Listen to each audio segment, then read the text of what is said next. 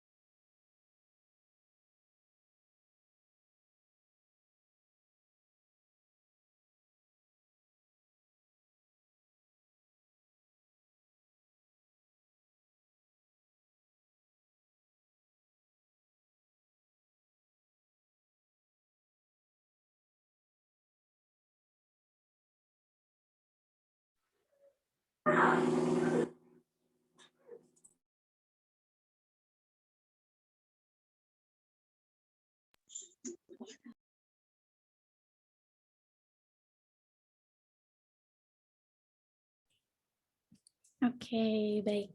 Halo, selamat siang semuanya. Selamat datang di acara Sagara Vintage Roundtable. Berhubung jam sudah menunjukkan pukul 12, maka langsung saja kita mulai acara talk show hari ini.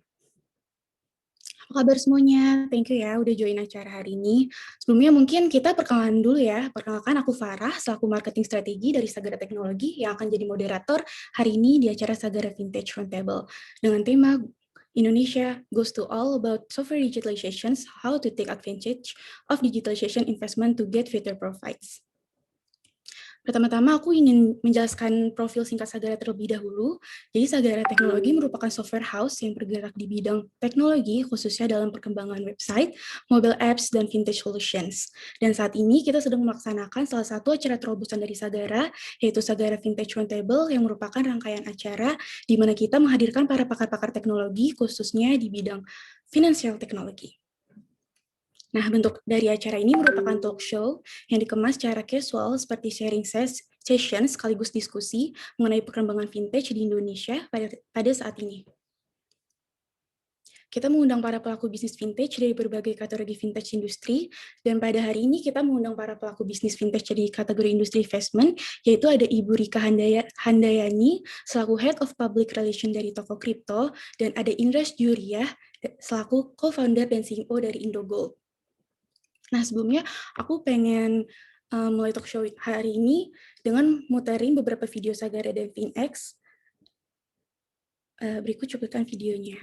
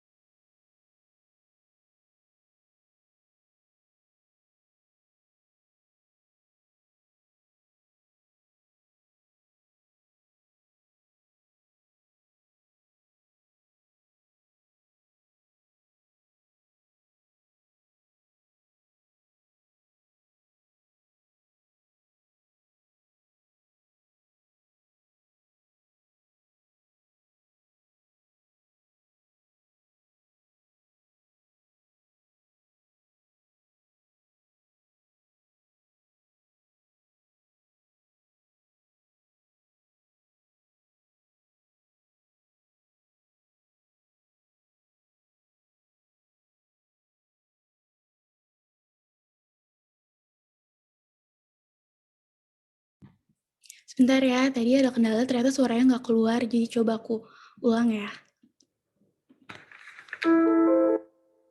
Hey, we're Sagara Technology. We create websites and mobile applications. 6 years of implementing more than 150 projects, we've helped run industries from the biggest banks, corporations, SMEs, and startups in Indonesia, Southeast Asia, Australia, and the world. We care about your business and your growth through digital. Now it is the time. Visit SagaraTechnology.com. Go big with Sagara and let's talk.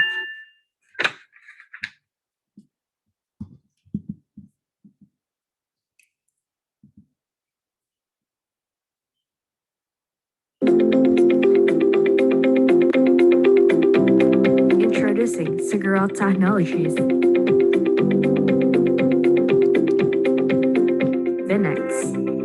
FinX builds advanced financial software that help businesses dominate the competitive financial industry to become more competitive, agile, and flexible. FinX has established a P2P or crowdfunding library for your financial software systems. First is the online loan submission, where on the one hand, user or the borrower can submit their data to borrow the loan. On the other hand, the admin assesses the information submitted to give the scoring in the form of numeric, document, or text. The users submit their data, like ID card with a selfie, which then will be sent to Dukcapil for the authentication process. Related to the numeric input as previously mentioned, the admin approves the data submitted by the borrower and sees the scoring, and it will automatically update the loan rate. When the borrower passes the digital verification along with the scoring, the admin carries out an assessment or analysis to either approve or reject the loan. The admin publishes the loan in the marketplace where the lender funds the loan to the borrower. And lastly, when the funds have been collected, the admin can make disbursement for the approved borrowers. At the same time, Finex provides the full fintech category in our library, such as investment and risk management, payment, clearing and settlement, P2P lending and crowdfunding, and market aggregator. With Finex, it's scalable, provide competent tech expertise, and fast. Sagara's dedicated fintech developers foster a deep understanding of the financial regulatory and frameworks, where we compose advanced risk analytics and compliance management solution. Accelerate your fintech service. Finex, complete tech solution for the financial industry. Visit SagaraTechnology.com. Go big with Sagara and let's talk.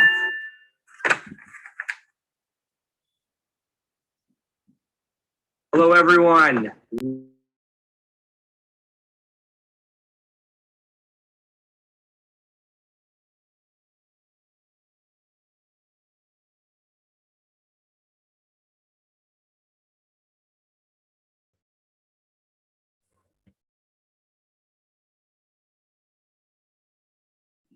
Nah, berikut profil singkat dari Sagara.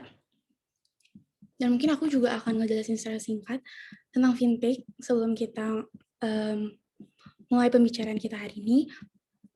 Nah, jadi fintech atau financial technology benar-benar menjadi topik yang menarik di mata konsumen pada saat ini, karena fintech di Indonesia sudah mulai mengalami pertumbuhan yang sangat signifikan dan tercatat kurang lebih 140 perusahaan fintech sudah terdaftar di OJK.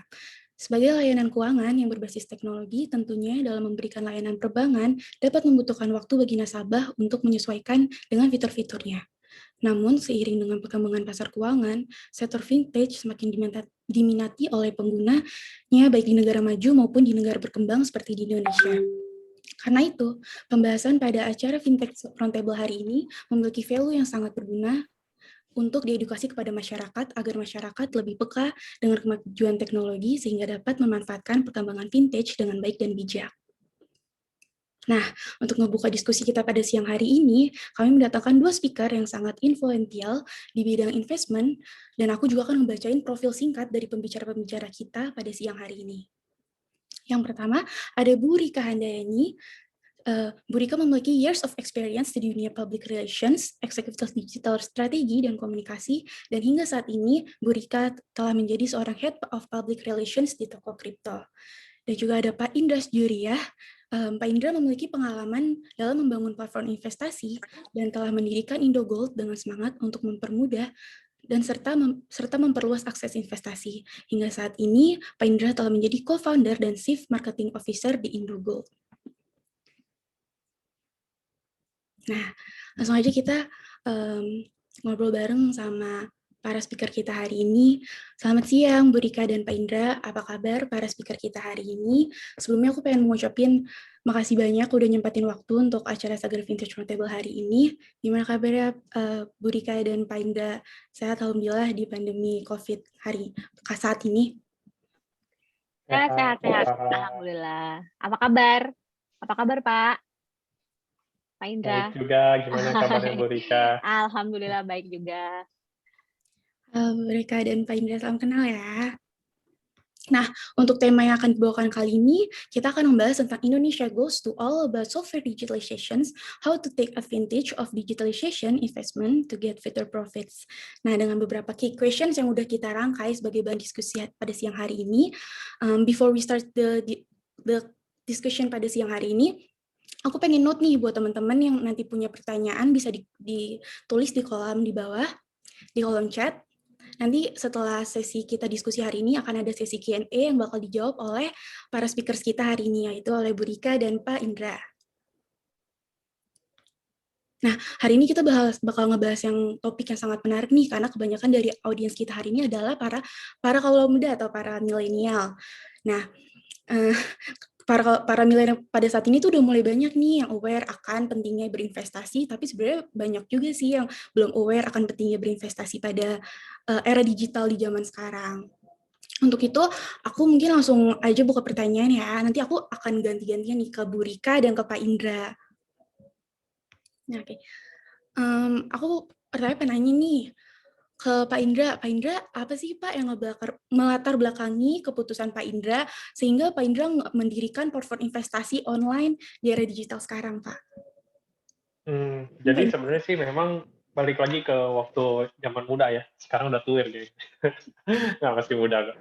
Jadi waktu dulu memang kan kebetulan keluarga di bidang industri, Mas. Cuma memang kalau teman-teman dari zaman sekolah suka banget nanya soal perhiasan, soal emas batangan gitu.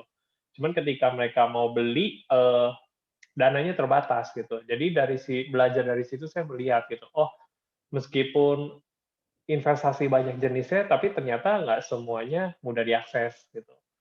Jadi dari sana ya mulailah berkembang kan. Waktu itu juga masih eranya internet pertama kali awal-awal kan juga 2011, 2010 ya, 2009, 2010, 2010 itu belum ada payment gateway bahkan. Dan semua teknologi transaksi masih via website, sistemnya mesti percaya, transfer juga mesti pakai kode unik di situ. Jadi sudah mulai ada teknologi itu. Jadi meskipun nggak sempurna tapi bisa kita manfaatkan.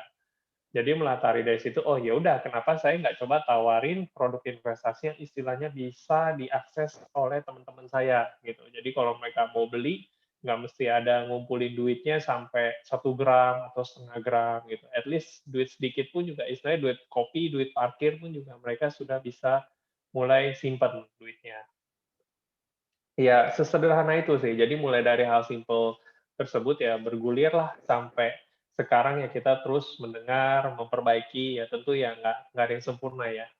Banyak-banyak feedback yang kita terima dari customer. Oh, gitu. Wah, berarti Pak Indra ini emang udah mulai tertarik buat ngembangin teknologi itu dari muda ya, dari tahun 2011 ya, Pak ya?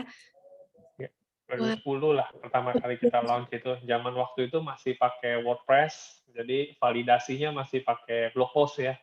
Belum ada engine sama sekali. Once sudah proven baru kita hire tim IT buat develop the product. Keren banget Pak Indra. Dan untuk Bu Rika, gimana nih Bu Rika pendapatnya juga nih Bu, kenapa platform investasi online perlu nih Bu ada bagi untuk masyarakat?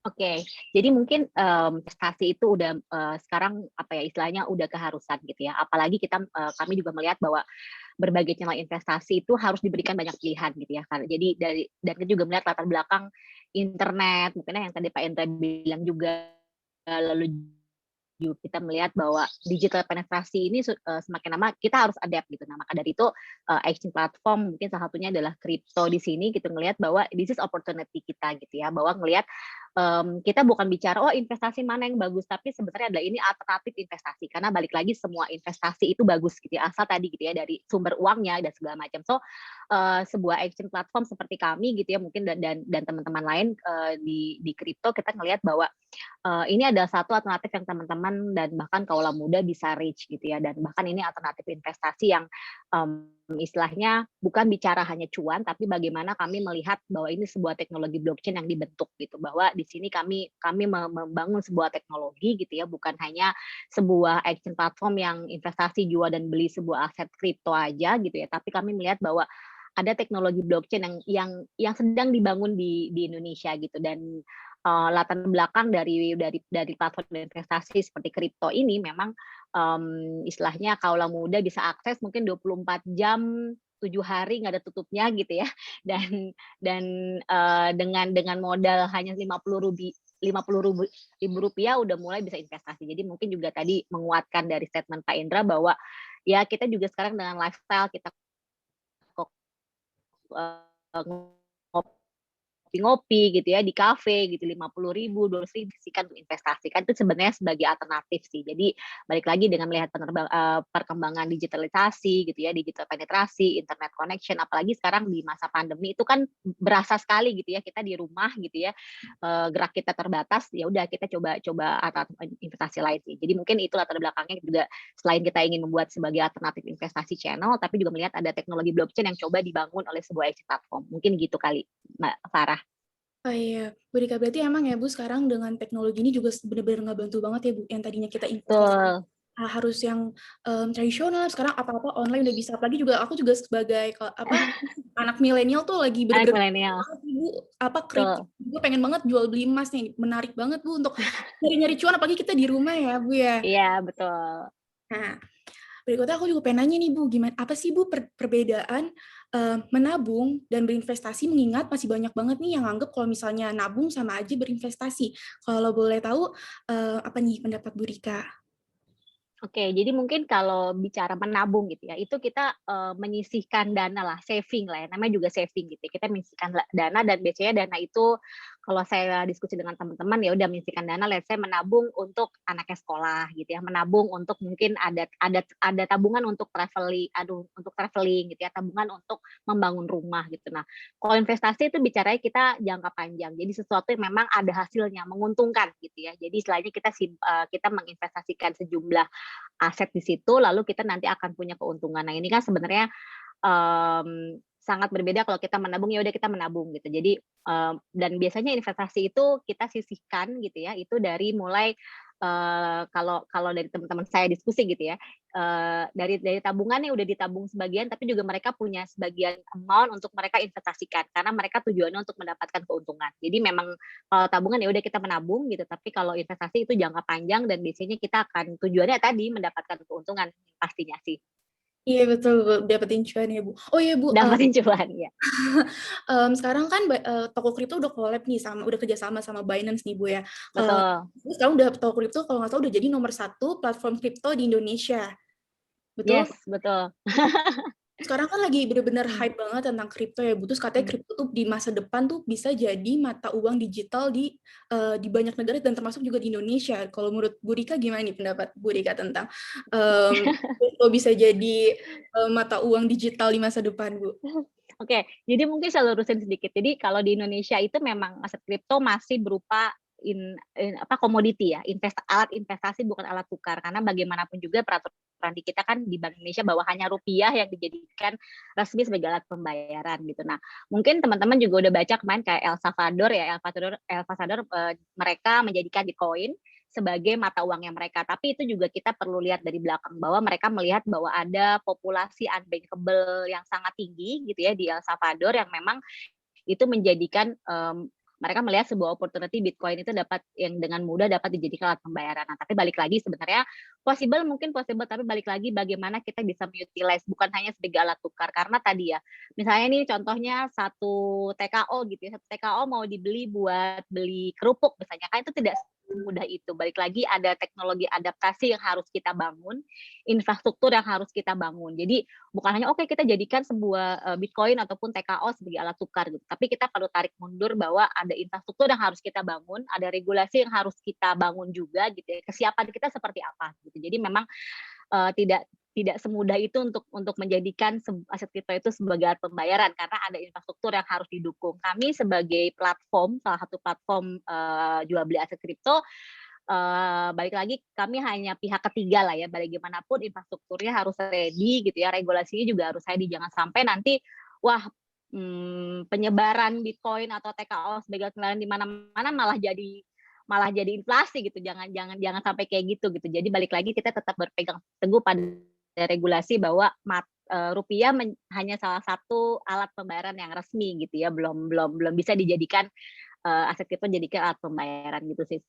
So far sih memang balik lagi membuat sebuah token itu bukan hanya kita buat, tapi bagaimana kita punya utilities gitu. Balik lagi kalau misalnya Bitcoin, balik lagi kan Bitcoin bukan made in Indonesia gitu ya. Balik lagi kita harus melihat bahwa ada opportunity token yang dibangun dari teknologi blockchain. Nah, kita lihat dulu deh. Kita siapin dulu blockchain penetrasinya, infrastrukturnya seperti apa, baru nanti mudah-mudahan soon mungkin bisa jadi alat pembayaran ya. Saya nggak berani bilang tidak mungkin aja, tapi balik lagi kesiapannya akan seperti apa sih gitu. Oh iya, Bu. Berarti emang kita juga harus nunggu kesiapan akan uang digital itu sendiri ya, Bu, ya, di masa depan nanti. Betul. Nanti juga kan bakal ada bank digital ya di kita. Kita lihat aja nanti seperti apa. Nih, Bu. Nah, aku sekarang pengen nanya nih sama Pak Indra tadi, abis nanya sama Bu Rika, Pak Indra, gimana nih kalau pendapatnya Pak Indra perbedaan antara menabung dan berinvestasi, karena masih banyak yang nganggep nabung itu sama aja kayak investasi. Menurut pendapat Pak Indra gimana, Pak? Seperti yang disampaikan Bu Rika udah benar tadi kok. Cuma memang kalau investasi biasanya sih lebih untuk jangka panjang ya. Jadi memang seperti yang Bu Rika tadi sampaikan, ada tujuannya di mana kita berharap hasil investasi kita memberikan imbal hasil gitu. Beda dengan menabung. Kalau menabung kan sifatnya kan lebih jangka pendek ya, ataupun juga biasanya untuk kebutuhan dana darurat yang kapanpun kita siap dalam keadaan terdesak bisa kita gunakan. Jadi kalau memang untuk investasi kita nggak boleh tuh sampai pakai uang dapur kita gitu. Mau market up, mau market down gitu, kita tetap mesti play cool, keep calm like that. Wah, benar-benar ya, Pak, ya. Terus kalau misalnya, Indogold ini kan, jual beli emas ya, Pak, ya. Dapat dilakukan secara online juga ya, Pak. Kalau boleh tahu, Pak, harga naik turun emas di Indogold ini apakah mengikuti harga naik turunnya pada harga emas pada umumnya ya, Pak Indra?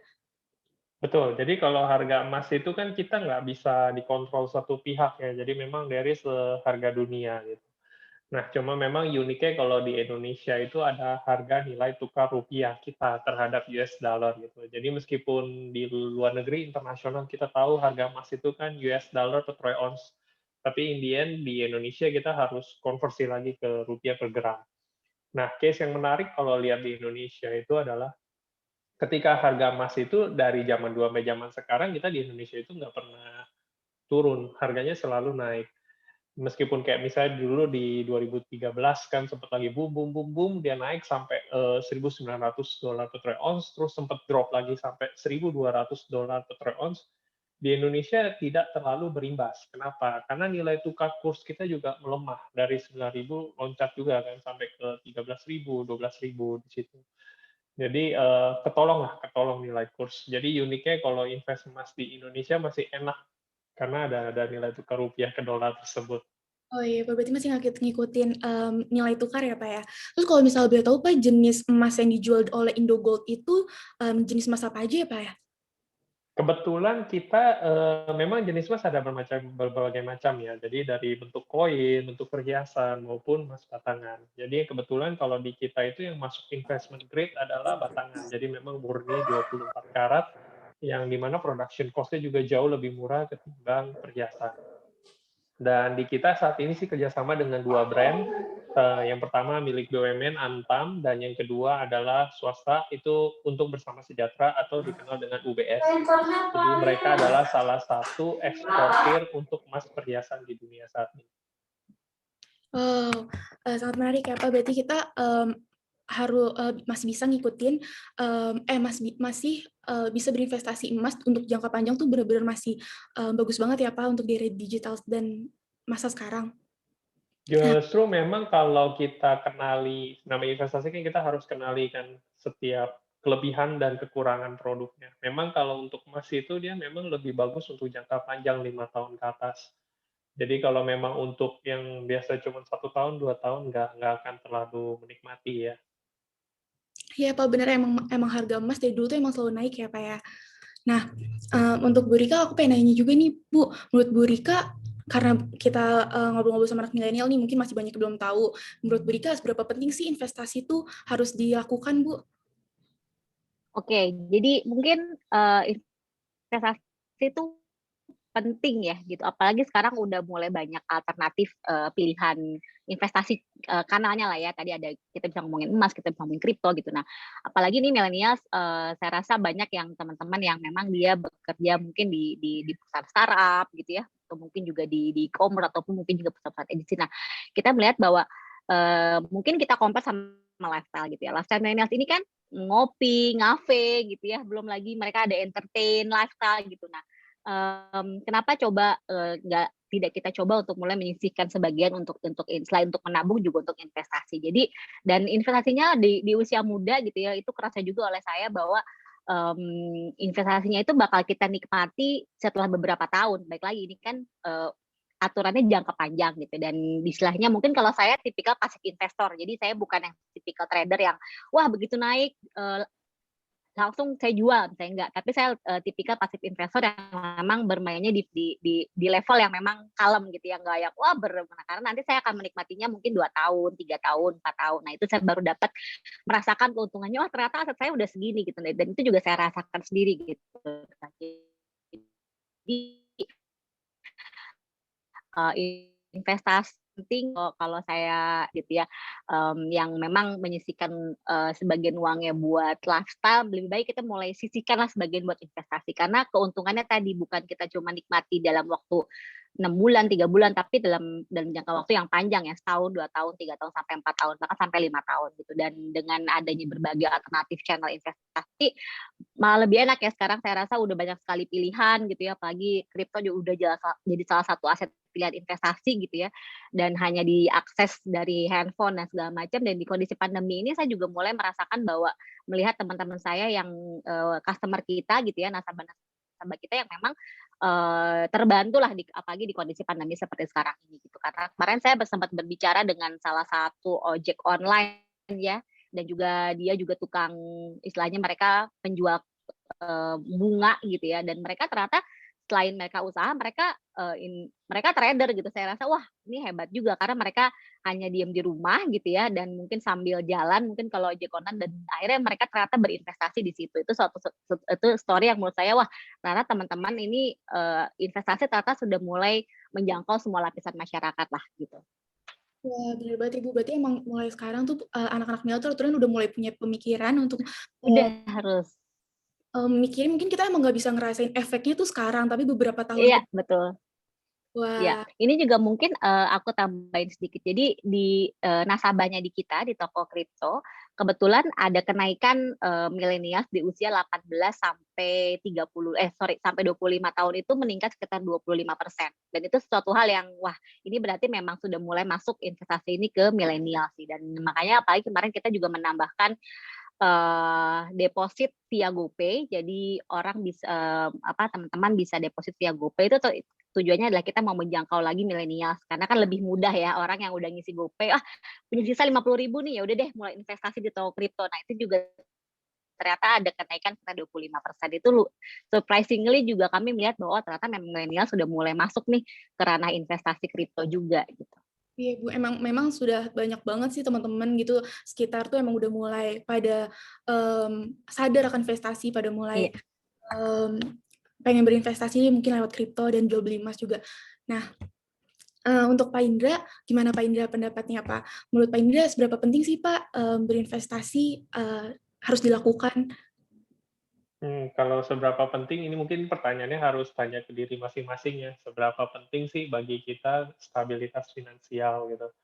Karena namanya mungkin waktu waktu muda sih, zaman saya sih ya cukup ini ya, YOLO, you only live once gitu. Jadi ada duit berapa spend gitu kan, segala macam gitu.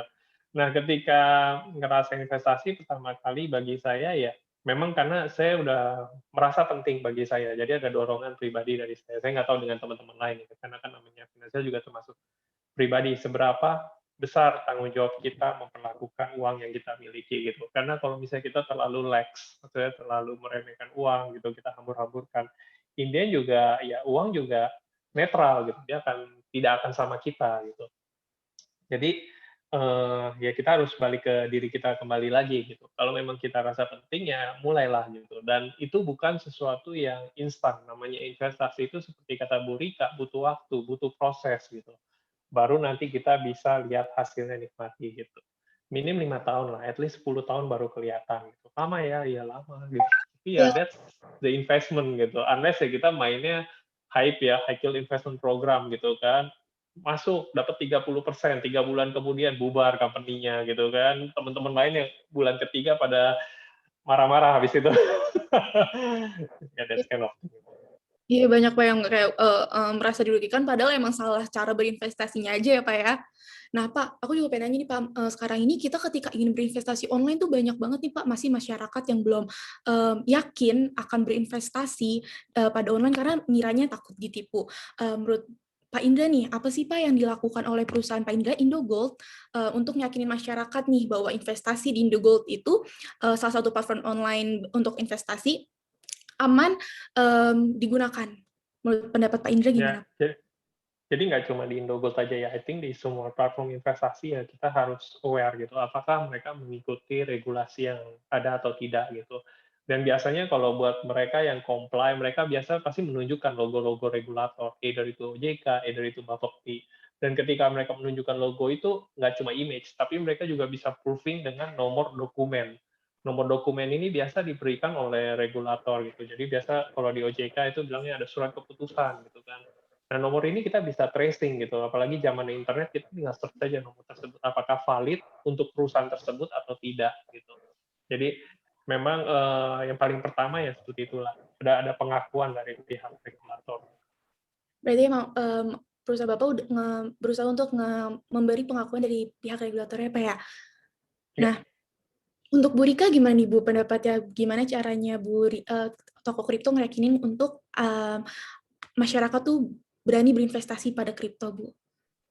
Oke, jadi mungkin saya tarik mundur ya. Jadi kalau kita bicara kripto gitu, tanggung jawab kami sebagai salah satu platform bukan hanya oke, yang penting orang aware tentang toko kripto enggak, tapi bagaimana kami juga membangun ekosistem ini bisa dipercaya gitu. Jadi bukan hanya dengarnya cuan-cuan aja nanti ketika kayak tadi Pak Indra bilang ketika lagi market down atau dia kehilangan uang terus marah-marah gitu ya ataupun segala macam. Nah, jadi balik lagi memang trust ini harus dibangun dari sebuah ekosistem gitu. Makanya di Toko Kripto juga kita punya beberapa platform gitu ya, punya kolaborasi dengan regulator gitu ya untuk tadi feeding ke komunitas, feeding ke media gitu. Bagaimana sebenarnya berinvestasi yang benar di aset kripto gitu. Jadi bukan hanya wah oke ketika bahkan kita juga memberikan edukasi-edukasi ketika market lagi turun gitu ya, apa yang harus dilakukan juga. Terus bagaimana cara memilih exchange yang benar. Nah, di Toko Kripto so far kita memang tadi gitu ketika kita memilih exchange platform yang pertama harus regulasi Bapepti gitu. Karena regulator kita di Bapepti gitu. Yang pertama ada 13 yang diakui di Indonesia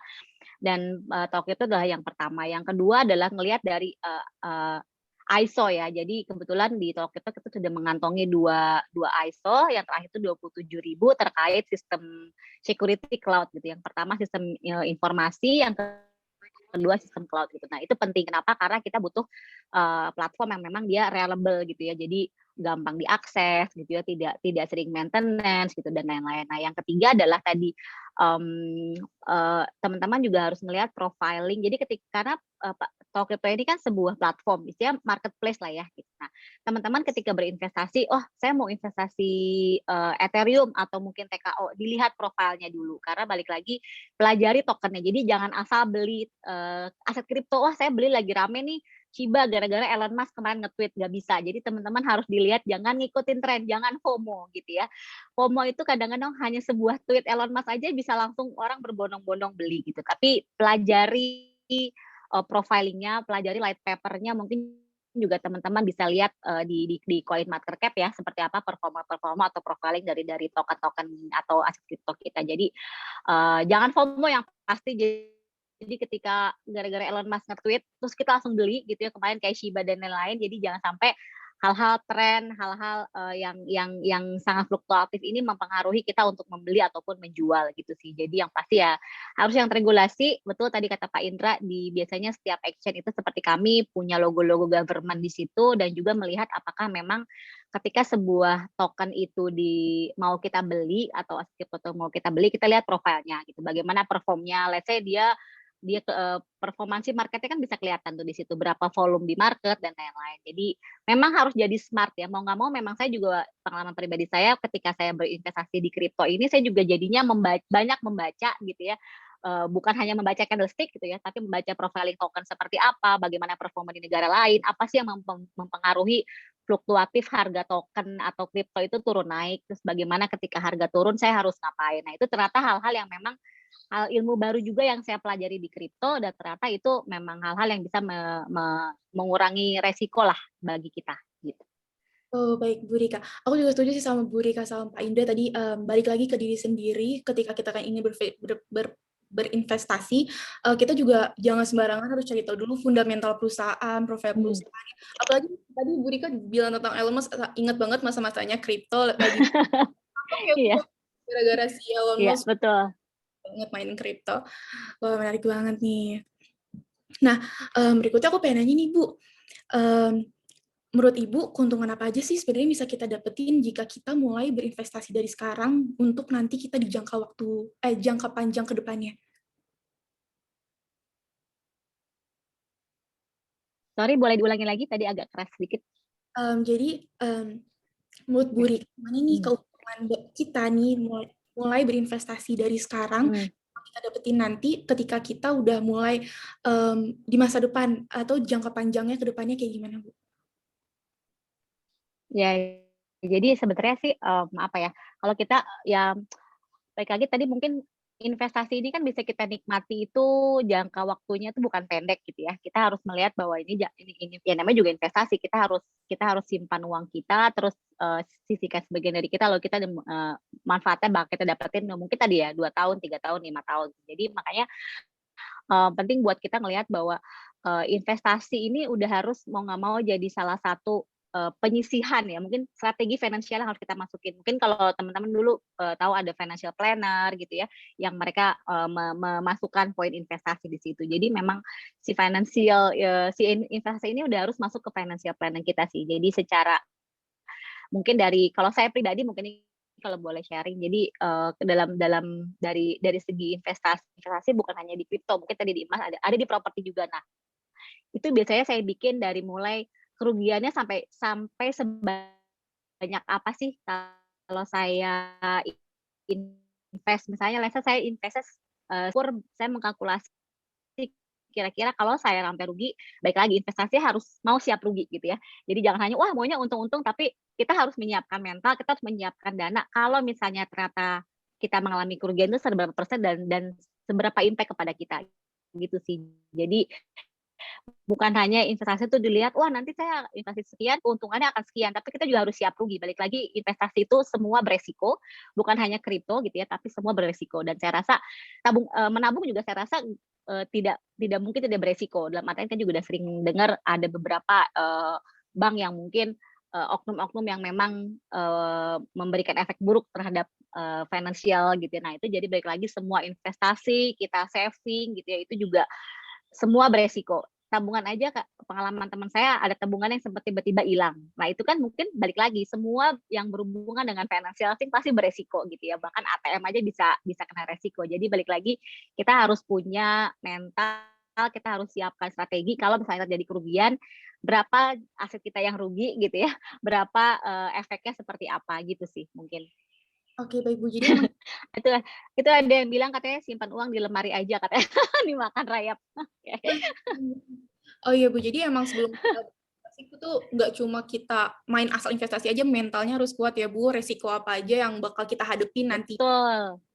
Nah, ya. Nah untuk Pak Indra, gimana nih Pak Indra, pendapat Pak Indra untuk kenapa kita harus investasi dari sekarang, apa kira-kira yang bakal kita dapat nanti di masa depan atau di jangka panjangnya Pak Indra?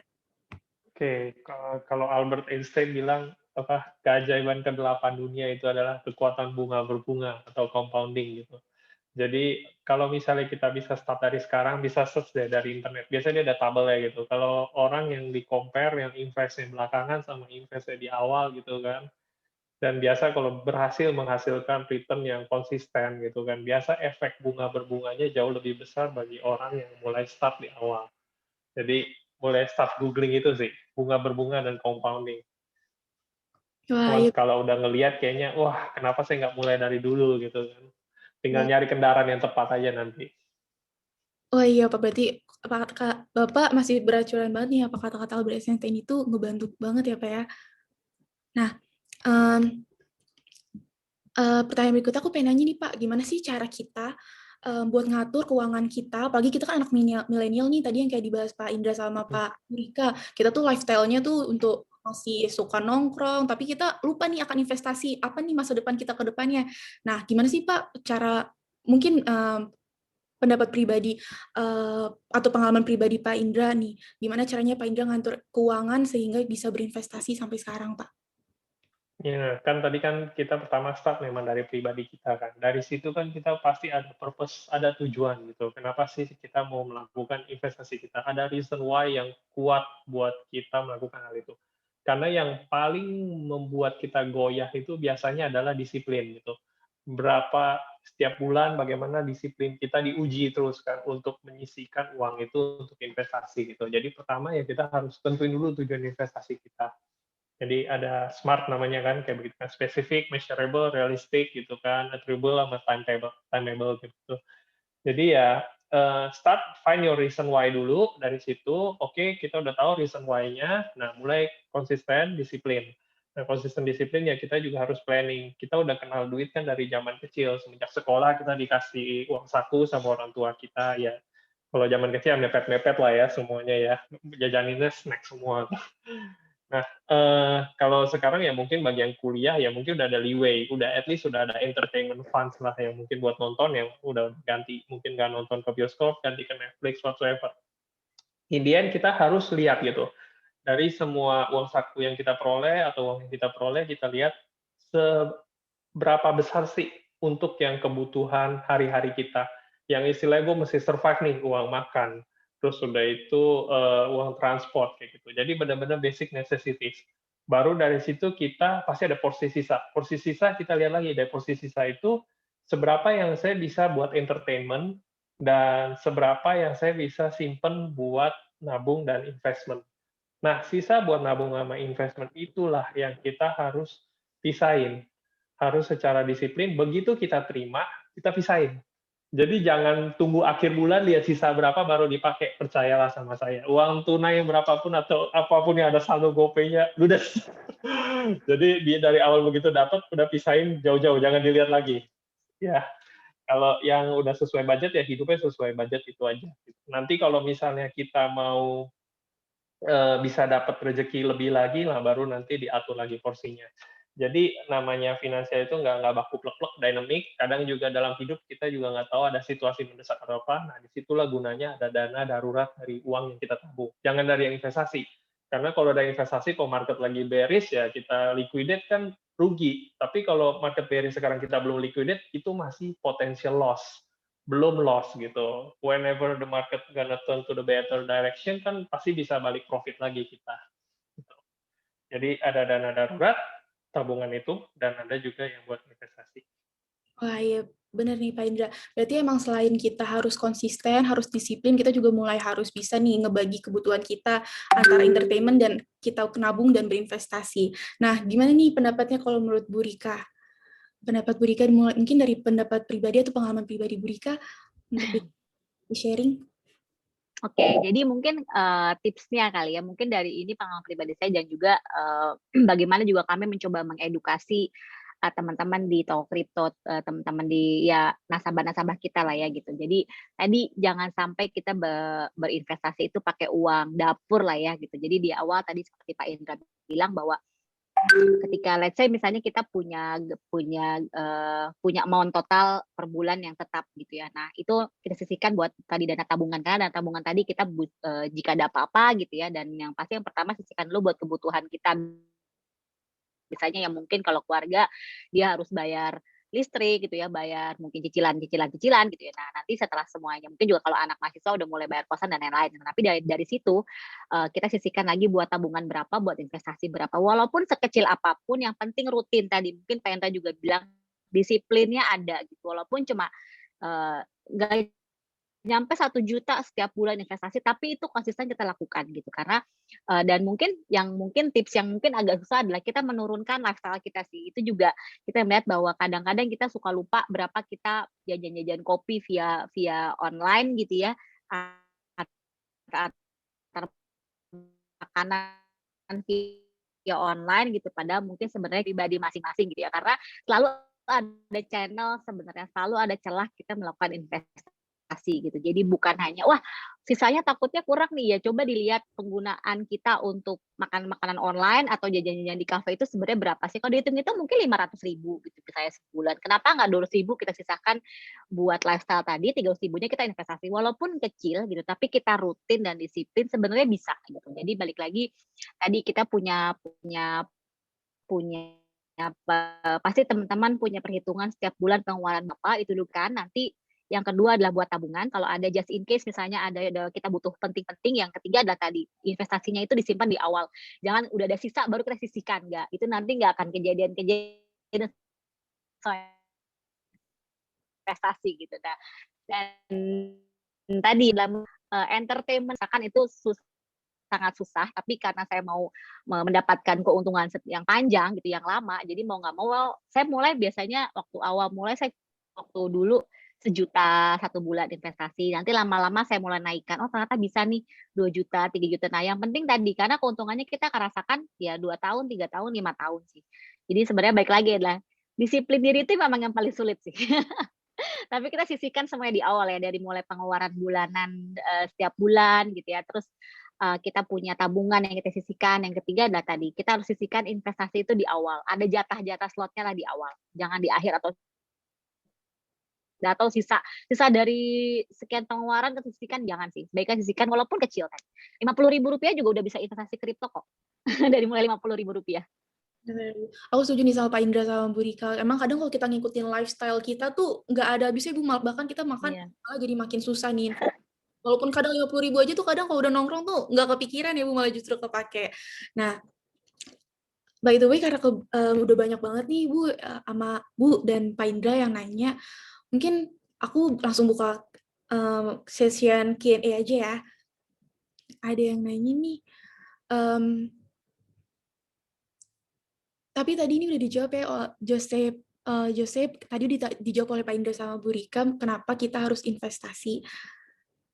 Nah, ada yang nanya lagi, Dimas, mungkinkah aset komoditi bisa menjadi jaminan untuk pinjaman kita seperti P2P lender?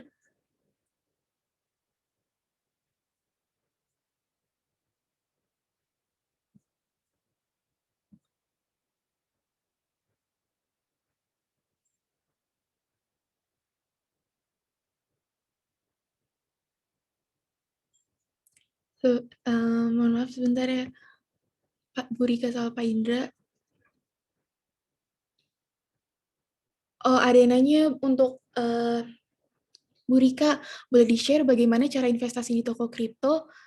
Berapa modal awal dan apakah ada tutorial video cara join? Mungkin Bu Rika bisa dijawab. Bu Rika? Halo Bu. Halo, sorry, tadi kayaknya sinyalnya agak hilang. Oke. Ini kebetulan ada yang nanya, boleh di-share bagaimana cara investasi di toko kripto, seperti modal awal dan apakah ada tutorial cara join? Ada. Jadi dengan Rp50.000 teman-teman udah mulai bisa investasi di toko kripto. Nah, di situ pilihannya mungkin tadi ya, sebenarnya kalau sudah yang pasti harus download dulu aplikasinya di iOS ataupun di Android, bisa juga dari website gitu ya, dari website toko kripto. Nah, setelah itu teman-teman jangan lupa untuk sign up, registrasi dan lakukan KYC. Nah, KYC ini penting dan kita sudah kerjasama dengan Peruri. Kenapa? Karena kita ingin memastikan datanya benar gitu ya, jangan sampai nanti ada uang masuk, dan ini juga memang plan kami untuk mensupport pemerintah gitu ya, untuk mencegah money laundry juga teroris gitu. Jadi teman-teman tolong lakukan juga KYC di di YouTube-nya Toko Kripto, ada tutorial cara mendaftar juga. Selain itu juga kita punya platform Toko News namanya, itu blog edukasi kita. Di situ teman-teman bisa melihat bagaimana cara daftar gitu ya, bagaimana melakukan KYC agar mudah dilakukan gitu. Nah, itu semuanya kita sharing di blognya Toko Kripto, itu Toko News. Atau juga teman-teman bisa cari di YouTube-nya kita, banyak sekali video-video tutorial, termasuk video tutorial yang sudah dibuat oleh teman-teman di Toko Kripto. Jadi silakan lihat di situ, mudah-mudahan sih bisa membantu. Dan jangan lupa nanti ketika sudah join gitu ya di toko kripto, jangan lupa hanya teman-teman bukan hanya belajar membaca candlestick, tapi juga membaca profiling mau beli token apa gitu ya dan lain-lain gitu sih. Baik, baik. Semoga tadi yang bertanya sudah terjawab ya oleh Bu Rika. Dan ini ada yang nanya lagi, izin bertanya, saya termasuk yang baru masuk ke platform Indogold dan juga toko kripto. Mau bertanya 2 pertanyaan singkat kepada 2 pembicara yang terhormat. Yang pertama, berdasarkan data apa investasi emas dapat melawan inflasi per tahunnya? Yang kedua, mungkin karena 2 pertanyaan ini agak cukup panjang, mungkin dijawabnya satu pertanyaan dulu aja ya, Bu dan Pak Indra ya. Yang pertanyaan pertama dulu aja mungkin dijawab berdasarkan data apakah investasi emas dapat melawan inflasi per tahunnya? Mungkin Pak Indra bisa dijawab, Pak Indra? Sebenarnya kalau mau lihat di internet sih banyak ya data-data tersebut ya. Cuma yang memang yang paling powerful itu memang testimoni gitu dari teman-teman maupun dari saya sendiri gitu. Maksudnya orang nyata lah yang hidup di sekitar kita gitu. Investasi emas itu kan udah dari zaman dulu sebenarnya. Kalau istilahnya kalau engkong investasi di tanah, ya nenek investasi di emas gitu kan. Jadi kalau kalau zaman kerusuhan sendiri ya teman saya itu dia dari nggak ada apa-apa, kebetulan buka toko komputer di Mangdu ya. Jadi teman-teman dia share ini dan buat dia recover baliknya karena dia punya pegangan emas gitu. Terus mungkin kalau kita sering lihat juga, orang suka ilustrasi dengan mobil sama emas, mobil di tahun berapa, terus emasnya tahun itu harganya berapa, tapi nanti di masa mendatang harga mobilnya bisa tetap harganya, tapi emasnya sudah melebihi gitu. Dan kadang ada juga yang biasa mungkin yang pakai simple, 1 dinar. Jadi 1 dinar itu koin emas 22 karat, ada yang 24, 23 juga. Dan itu 4,25 gram. Di mana dia bilang kalau 1 dinar setara 1 kambing, dan kurang lebih pun juga masih kurang lebih masih sama gitu ya, more or less mirip-mirip mendekati harga kambing juga. Jadi banyak case lah. Kalau mau paling simpel sih dari saya biasanya uang sekolah. Uang sekolah saya lihat kalau sekolah yang negeri yang standar gitu ya, jangan yang swasta. Karena kalau swasta itu dia biasa naik per tahunnya lumayan, bisa 10-30% kalau swasta. Kenaikan gaji aja belum tentu bisa segitu besar kan. Nah, itu, harga emasnya berapa gitu. Let's say kalau sekarang misalnya 800.000, lihat aja nanti gitu, kalau misalnya kita masuk sekolah itu 10 tahun lagi, gramasinya kurang lebih mendekati sama harga sekolah yang kita masuki itu untuk anak kita gitu. Jadi once again, bisa cari internet juga untuk data-data seperti itu. Cuma real life case-nya udah banyak kok. Baik, semoga terjawab ya yang tadi nanya. Dan untuk Bu Rika, ketika kita sudah menentukan tujuan dalam berinvestasi digital, tapi kadang kita nggak konsisten dalam melakukan investasi, nah bagaimana nih Bu tips kita agar lebih konsisten terutama bagi anak muda? Oke, jadi supaya ini balik lagi ya anak muda gitu. Nah, sebenarnya konsisten balik lagi gitu.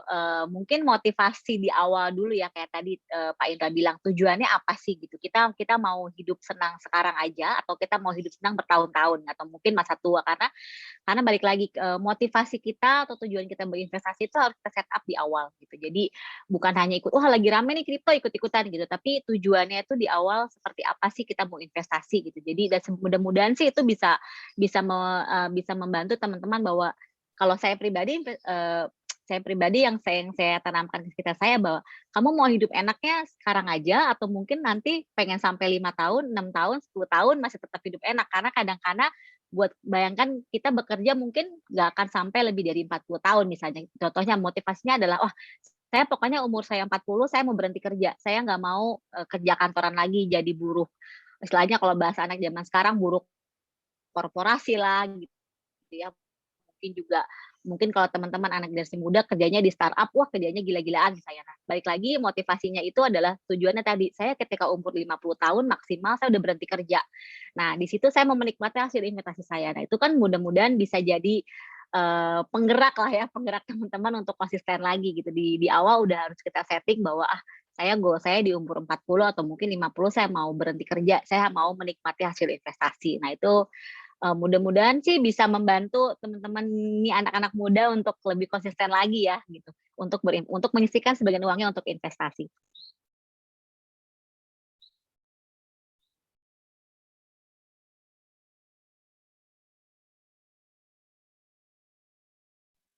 Kelihatannya kena mute ya Bu Farah. Iya, kayaknya Bu Farah kena mute deh. Sorry. Maaf. Semoga tadi yang bertanya sudah terjawab oleh Bu Rika ya. Nah, kalau betulan ada lagi 2 yang bertanya untuk Pak Indra, tapi kalau nggak salah ini udah dijawab tadi. Yang pertama bertanya tentang perhitungan harga jual dan beli emas di Indogold, apakah berdasar harga emas dalam negeri atau luar negeri? Tadi kalau nggak salah sudah dibahas oleh Pak Indra ya Pak ya. Nah, kalau yang kedua ini, Pak Indra boleh di-share bagaimana cara berinvestasi di Indogold? Terima kasih. Boleh dijawab Pak Indra? Oke, mungkin saya flash sedikit ya, karena memang saya bilang harga emas kan nggak diatur internasional gitu. Kalau di kita selain itu juga kita ngelihat supply dan demand. Jadi tergantung di mana harga kita bisa mendapatkan fisik emas tersebut di pasaran lokal. Karena emas yang kita dijual memang 100% ada fisiknya yang tersedia, memang sesuai regulator juga. Lalu tadi pertanyaan kedua, gimana sih cara invest di Indogold? Ya sebenarnya basically sih kita sih sangat mudah ya. Awal ya memang cuma butuh nomor HP itu wajib ya kan. Terus udah itu nanti setelah download app-nya, daftar via nomor HP, pakai nomor HP, masukin password, nama, that's it, selesai. Mau mulai beli tinggal minimal pembelian 10.000, payment option juga kita tersedia juga lengkap, mau transfer bank, mau virtual account bank, mau GoPay, mau OVO, Shopee Pay, itu serah deh gitu. Kita istilahnya kita open channel payment yang ada ke teman-teman agar lebih mudah lah untuk melakukan pembayaran. Itu sih. Jadi straightforward kok, nggak sulit. Kita juga ada knowledge base-nya, ada blog juga, ada di YouTube juga ada teman-teman yang share juga caranya gitu. Kalau sulit juga nanti habis download app-nya lihat ke support yang bagian FAQ aja, ada kontak kita gitu kan WhatsApp gitu, tinggal chat aja di situ. Wah, berarti terbuka untuk ditanya ya. Berarti tadi yang bertanya untuk bagaimana cara berinvestasi di toko kripto dan Indogold sudah terjawab ya. Tadi Bu Dika juga sudah menjawab bagaimana cara berinvestasi di toko kripto. Nah, berikutnya ada yang bertanya lagi, mungkin nanti Pak Indra dan Bu Rika bisa bergantian menjawab. Mau nanya apa yang menyebabkan adanya kerugian ketika kita berinvestasi dan bagaimana cara kita mencegahnya. Terima kasih. Mungkin Pak Indra dulu bisa jawab. Oke, jadi kerugian kalau namanya dalam investasi ya nggak cuma dalam investasi, tapi dalam kita berusaha ataupun dalam kita bekerja pasti ada untung ada rugi. Kalau misalnya contoh dalam kerja mungkin ketemu bosnya yang agak gila gitu kan, jadi kita operasional, maaf, agak operasional disuruh kita yang tanggung sendiri, kita nggak boleh reimburse ya, kayak begitu-begitulah stuff-nya. Nah, kalau kita berusaha ya kadang ya kita udah invest ke lapak kita gitu, ke inventory kita, tapi ternyata nggak laku gitu. Sama seperti dalam investasi ya, pasti ada untung ada rugi. Ketika kita berani untung ya kita juga harus siap rugi, seperti kata Bu Rika kan, jadi double edged sword. Nah, kalau cuman enaknya kalau dalam investasi itu, namanya rugi itu adalah ketika kita sudah merealisasikan. Jadi contoh ketika kita beli satu instrumen investasi gitu, katakan mungkin kalau di saya emas ya, harga emasnya yang beli mungkin pada saat lagi 900.000, sekarang harganya cuma 870.000, rugi 30.000 per gram. Tapi itu masih potensial rugi selama belum dijual di harga tersebut. Rugi itu ketika dijual pada harga 870.000, ya itu rugi sudah terjadi gitu. Jadi kalau yang memang orang yang main jangka panjang, kita nggak usah takut dengan fluktuasi naik atau turun. Karena kalau misalnya kita sudah mengenal baik dengan instrumen investasi kita sudah tahu betul resikonya gitu. Oh, fluktuasi instrumen ini berapa persen sih gitu kan. Emas itu jarang sekali turun di bawah 25%, sangat jarang. Kalau ada 25% itu didiskon banget, beli. Kalau saya biasa konsepnya begitu gitu. Jadi harga tertinggi, harga terendah 1 tahun itu saya lihat. Kalau dropnya segitu ya saya pasti entry market gitu. Nah, jadi ya itu seperti Bu Rika bilang, kenali dengan baik produk investasi kita. Jadi kita tahu gitu. Dan kita pun juga seperti Bu Rika bilang, ketika kita harus tahu batas ketakutan kita gitu. Oh, saya takut nih kalau udah sampai turunnya udah sampai 50% gitu. Nah, kita harus tahu juga hal seperti itu. Jadi kalau ada instrumen investasi yang bisa drop sampai 50%, ya jauhilah produk itu gitu. Karena kita sendiri udah takut gitu kan. Namanya investasi kan kita kan mainnya jangka panjang bukan jangka pendek gitu. Jadi emosi itulah yang sangat berpengaruh sekali. Apalagi buat trader itu mesti dingin banget mainnya kan. Jadi trader sama investor is two different things tuh. Oke, baik, semoga terjawab ya. Berarti sebenarnya sistem Indo Gold jual beli emas sama kripto tuh nggak jauh beda ya. Kita entry ketika emang lagi turun-turunnya. Betul, Pak Indra dan Bu Rika. Nah, ya baik. Nah, menurut Bu Rika gimana nih? Bu Rika tadi Pak Indra sudah menjawab. Kalau menurut Bu Rika gimana nih yang menyebabkan adanya kerugian ketika kita berinvestasi dan bagaimana cara kita mencegahnya? Silakan, Bu. Mungkin menyebabkan adanya justru mental di awal tadi ketika kita berinvestasi tuh mental di awal kita harus siap rugi. Jadi bukan hanya untungnya dulu yang kita ambil gitu ya, tapi kita harus menerapkan bahwa oke dengan saya berinvestasi itu saya harus siap rugi gitu dalam artian nah tadi kalkulasi kerugian itu sebenarnya bisa ditakar. Contoh misalnya nih saya biasanya bikin spare ketika saya mau beli aset kripto di saat sekarang lagi misalnya sekitar $2 gitu misalnya. Nah, nanti jangka waktunya saya hitung nih. Saya bahkan punya kalkulasi Excel sheet gitu ya yang saya tuh simpan. Jadi ketika saya beli asetnya let's say TKO, nanti saya lihat nih mereka itu token ini tuh kripto ini tuh dia average-nya itu dia kalau misalnya terbawah berapa, teratas berapa. Nanti saya ukur, saya analisa. Oh, berarti nanti kalaupun memang rugi, terbawah itu sekian. Jadi saya udah tahu nih kerugian saya itu kira-kira berapa. Gitu. Nah, semakin saya menginvestasikan lebih besar, itu otomatis juga akan ada kerugian yang lebih besar. Kita harus siap itu. Nah, tapi kita bisa membuat sebuah kalkulasi dalam artian ketika aset, contohnya saya ambil di kripto ya, ketika satu aset misalnya Ethereum. Ethereum itu level terbawahnya berapa sih? Average-nya dia itu berapa sih tertinggi dan juga terbawahnya berapa? Nah, itu saya jadikan patokan kalaupun saya beli di atas harganya, maka saya akan mengalami kerugian sekian. Nah, saya biasanya punya tabel period yang saya beli.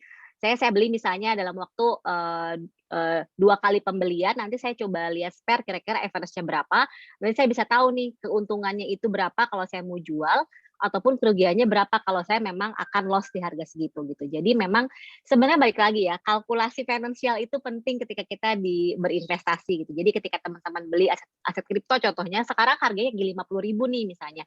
Wah, atau harga jualnya 50.000. Nanti, oh tapi dia pernah terbawah nih sekitar 10.000.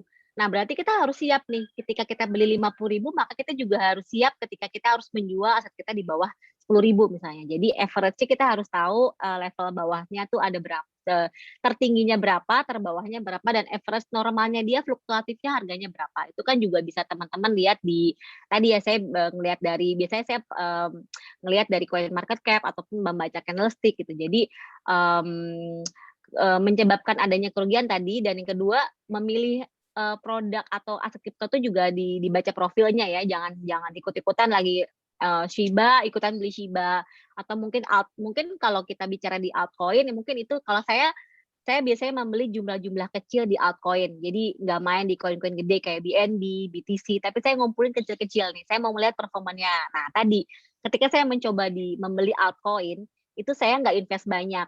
Nggak sampai $10.000 gitu ya, sampai $5.000 nggak. Biasanya saya, wah lumayan nih dapat uang jalan, dapat uang lembur, saya biasanya pakein beli koin-koin yang kecil-kecil, saya lihat performanya seperti apa. Nah, baik lagi saya nggak jual, tujuannya saya buat altcoin ini saya nggak mau jual, tapi saya simpan aja nanti beberapa tahun ke depan sih. Jadi gitu. Jadi baik lagi adalah analisanya penting dipelajari setiap profil, bikin tabel sendiri. Mungkin kalau saya caranya bikin tabel sendiri ketika saya beli koin, beli BTC di angka berapa. Oh ternyata sekarang lagi turun nih BNB. Nah turunnya berapa? Nah saya bikin misalnya beberapa periode, tertinggi berapa, terendah berapa, average-nya saya berapa, gitu sih. Wah, baik-baik. Semoga yang tadi bertanya terjawab. Nah, sekarang ada pertanyaan yang terkhususkan nih untuk Pak Indra dan untuk Bu Dika. Mungkin aku mulai dengan Pak Indra dulu ya. Siang Pak Indra, mau bertanya, kalau kita beli logam mulia di negara selain Indonesia, lalu saat dijual di Indonesia, apakah harganya akan berbeda dengan harga logam mulia Antam atau UBS?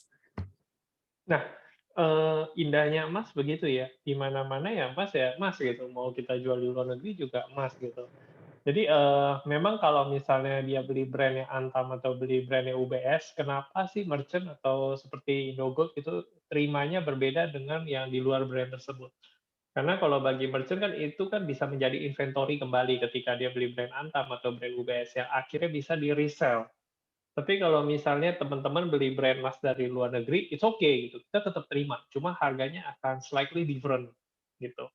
akan dihitungnya seperti harga bahan baku, harga bahan gitu. Jadi tetap ada nilainya dan tetap diakui juga emas 24 karat juga gitu. Jadi no worries gitu. Meskipun kita punya emas luar negeri gitu, kita belum ada kebutuhan mendadak, simpan aja gitu. Once kalau misalnya nanti memang mau jual lagi di Indonesia, mau jual silakan gitu. Begitu pula pun juga teman-teman yang beli emas Antam, emas UBS gitu.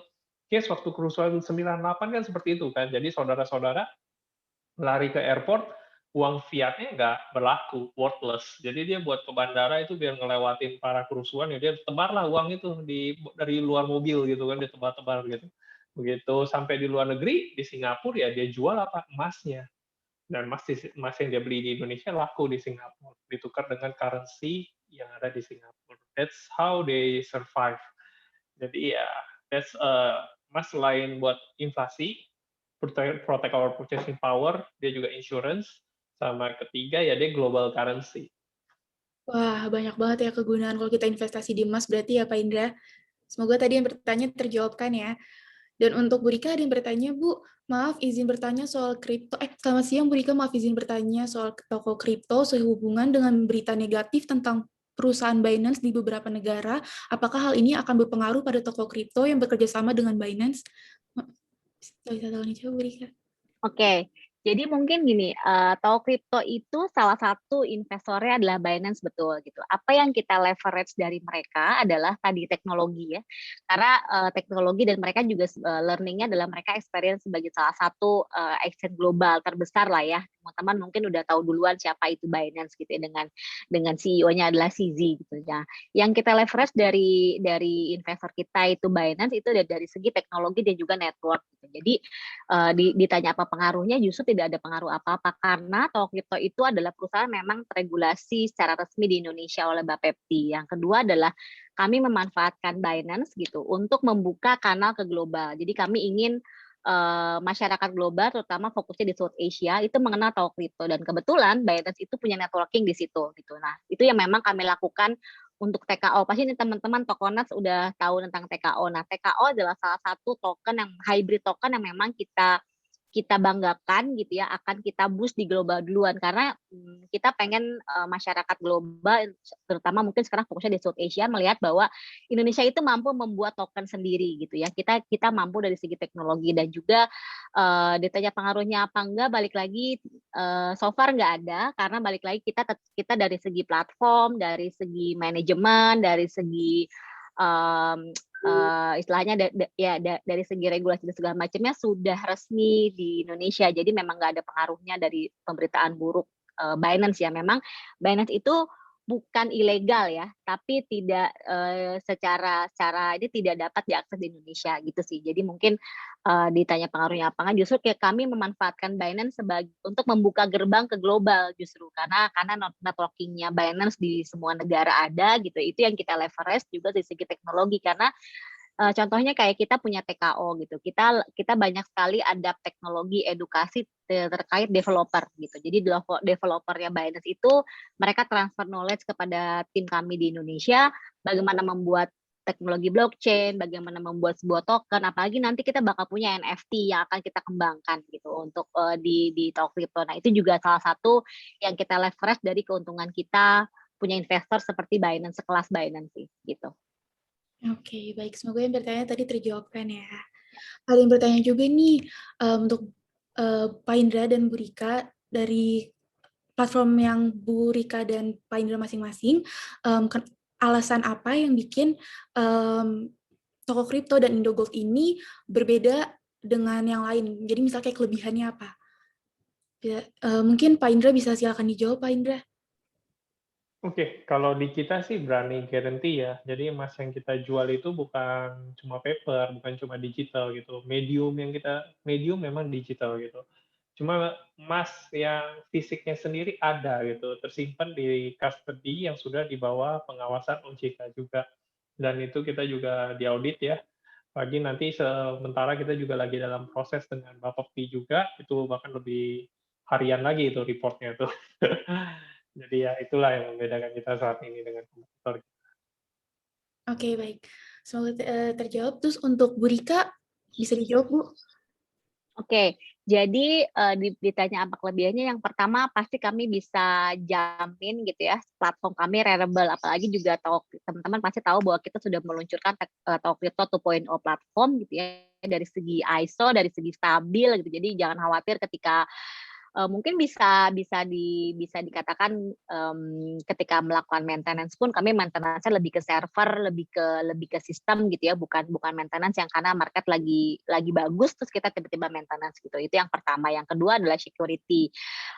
Security ini penting karena, mungkin teman-teman bisa cek di CoinGecko, kami itu security levelnya di 9,3 poin gitu. Jadi tertinggi di antara teman-teman yang sudah ada duluan. Nah, yang ketiga mungkin kalau bicara teregulasi kami yang pertama, tapi bukannya teregulasi, dari segi, ekosistem kami sudah kompa dengan, lembaga clearing, jadi aset teman-teman itu, wah takutin asetnya dibawa kabur gitu ya, aman gitu ya teman-teman, amit-amit gitu ya kalau kripto kenapa-napa, tapi aset teman-teman aman. Dan yang kedua adalah yang terakhir adalah, kami juga, melaporkan transaksi secara harian ke Bapepti, dan artinya memang, ini juga menghindari supaya, tidak ada, money laundry di situ gitu ya, transaksinya teraman, data teman-teman juga secara data privasi juga aman gitu sih. Dan mungkin kalau dibilang dari segi campaign dan segala macam pasti juga saya yakin teman-teman di sini yang terdaftar di Toko Kripto pasti juga punya di exchange lain gitu ya, tapi balik lagi kami, mencoba memberikan messaging bahwa, yang pasti itu harus trust ya, harus terpercaya. Jadi memang karena takutnya tadi, dengan berbagai macam, aset kripto di luar sana, exchange platform itu banyak yang, jangan sampai kita terbawa investasi bodong lah istilahnya gitu. Jadi tetap pilih yang memang yang teregulasi dan juga mereka mau mementingkan faktor security di situ. Wah, baik, semoga terjawab yang tadi bertanya. Berarti memang untuk investasi di toko kripto dan Indogold bisa hampir terbilang aman ya, Bu dan Pak. Nah, ini ada satu pertanyaan menarik. Apakah suatu hari toko kripto memungkinkan atau bisa berkolaborasi dengan Indogold token mungkin, atau Indogold mulai menjual emas digitalnya di kripto atau Bitcoin? Gimana nih Pak Indra? Saya udah ngajakin meeting sama Pak Adit, cuma kan pas Oke. lagi ini kan, ya pas lagi Nah, PSBB ya. pengetatan lah Bu, jadi ya udah. Jadi possible aja ya Pak ya? Nggak ada yang nggak possible. Yang penting tadi kita ingin memberikan alternatif investasi mungkin yang nanti yang lebih keren lagi ya Pak Indra ya. Mungkin kita punya Amin, gold Bu. token ya, punya gold token mungkin nanti Indogold token gitu ya di toko kripto. Possible aja sih Mbak. Baik lagi tadi kalau memang spiritnya mungkin tadi juga dari Pak Indra bilang, ya kita pengen memberikan alternatif investasi yang lain lah, kenapa enggak sih gitu. Wah iya, bakal menarik banget kalau misalnya Mas bisa ada di fundamental Mas bisa tiba-tiba ada. Iya. Nah, mungkin sudah selesai pertanyaan Q&A pada hari ini dan juga diskusi pada hari ini. Sebelumnya aku pengen ngucapin makasih banyak sama Bu Rika, sama Pak Indra yang udah nyempatin waktunya pada siang hari ini datang di acara Sagara Vintage Roundtable. Semoga kedepannya nanti kita bisa ngobrol-ngobrol lagi dan bisa kerjasama bareng. Mungkin kalau misalnya masih ada yang mau bertanya, bisa nanti langsung di chat ke Instagram Toko Kripto atau Instagram Indogold untuk bertanya-tanya lebih, atau nanti tadi kayak kata Pak Indra di VK atau kalau Bu Rika bisa di Instagram ya Bu ya, kalau mau nanya-nanya tentang kripto lagi ya Bu. Nah oke. Mungkin sudah selesai session kita di hari ini dengan tema yang sangat menarik dan speaker yang sangat menarik banget. Semoga bisa membantu para milenial yang ingin masih ragu untuk berinvestasi, tapi yang pasti investasi itu penting banget guys untuk di masa depan. Seperti itu. Nah, semoga sehat selalu ya Bu Rika dan Pak Indra. Sekali lagi mau ngucapin terima kasih banyak udah nyempatin waktunya di Sagara Vintage Roundtable. Nah, Sama-sama para Terima dan kasih. tim Sagara yang sudah mengundang kita. Thank you juga buat terima Bu kasih. Rika. Saya juga belajar Terima kasih banyak banyak. hari ini. Sama Pak, saya juga. Terima kasih banyak. Manfaat sekali pasti Bu untuk kita semua yang masih butuh banget edukasi tentang investasi. Terima kasih Pak Indra sama Bu Rika. Terima kasih. Terima kasih teman-teman Sagara. Terima kasih banyak sudah mengundang kami di sini. Sama-sama Bu Rika, terima kasih banyak, makasih Pak Indra. Nah, untuk penutupan kita hari ini, aku akan muterin lagi sekali lagi tentang FinX dari Sagara Teknologi. Sebelumnya terima kasih banyak semua yang hari ini udah nyempetin waktu untuk datang di acara Sagara Vintage Roundtable hari ini. Sehat-sehat semua ya, karena COVID lagi tinggi banget. Sehat-sehat semua. Stay home.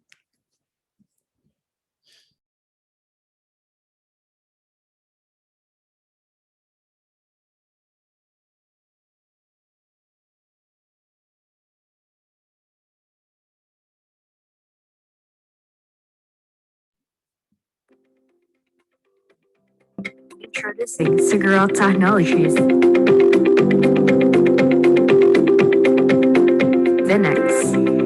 Finex builds advanced financial software that help businesses dominate the competitive financial industry to become more competitive, agile, and flexible. Finex has established a P2P or crowdfunding library for your financial software systems. First is the online loan submission, where on the one hand, user or the borrower can submit their data to borrow the loan. On the other hand, the admin assesses the information submitted to give the scoring in the form of numeric, document, or text. The user submit their data like ID card with a selfie, which then will be sent to Dukcapil for the authentication process. Related to the numeric input as previously mentioned, the admin approves the data submitted by the borrower and sees the scoring, and it will automatically update the loan rate. When the borrower passes the digital verification along with the scoring, the admin carries out an assessment or analysis to either approve or reject the loan. The admin publishes the loan in the marketplace where the lender funds the loan to the borrower. And lastly, when the funds have been collected, the admin can make disbursement for the approved borrowers. At the same time, Finex provides the full fintech category in our library, such as investment and risk management, payment, clearing and settlement, P2P lending and crowdfunding, and market aggregator. With Finex, it's scalable, provide competent tech expertise, and fast. Sagara's dedicated fintech developers foster a deep understanding of the financial regulatory and frameworks, where we compose advanced risk analytics and compliance management solution. Accelerate your fintech service. Finex, complete tech solution for the financial industry. Visit SagaraTechnology.com. Go big with Sagara, and let's talk.